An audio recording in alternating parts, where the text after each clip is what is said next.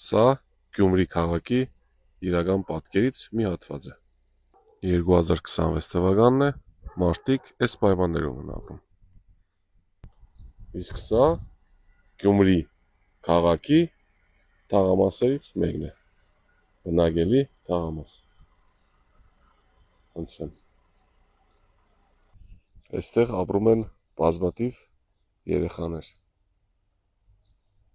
Իրականում ապրել եմ մի քիչ չափազանցրեցի, գոյատևում են։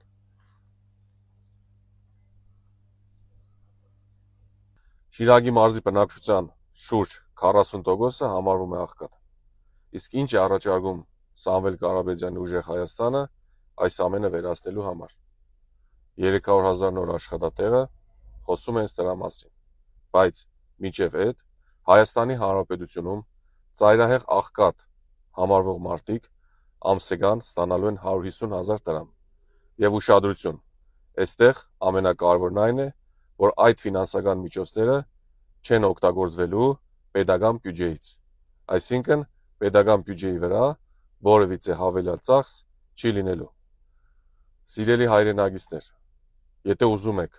մնալ աղքատ, եթե ուզում եք լինեք թույլ, մենք բոլորս իրար հետ լինենք թույլ, միանշանակ ձեր ընտրությունը կանգնելու է Նիկոլ Փաշինյանի վրա։ Բայց եթե դուք եք ուզում ապրել լավ Հայաստանում, ուժեղ Հայաստանում, չունենալ կոմունալ վճարները վճարելու խնդիր, չունենալ հացի խնդիր, այդ դեպքում դուք ունեք միայն մեկ տարբերակ։ Եվ դրա լավագույն տարբերակը Սամվել Կարապետյանն է ու ուժեղ Հայաստանը։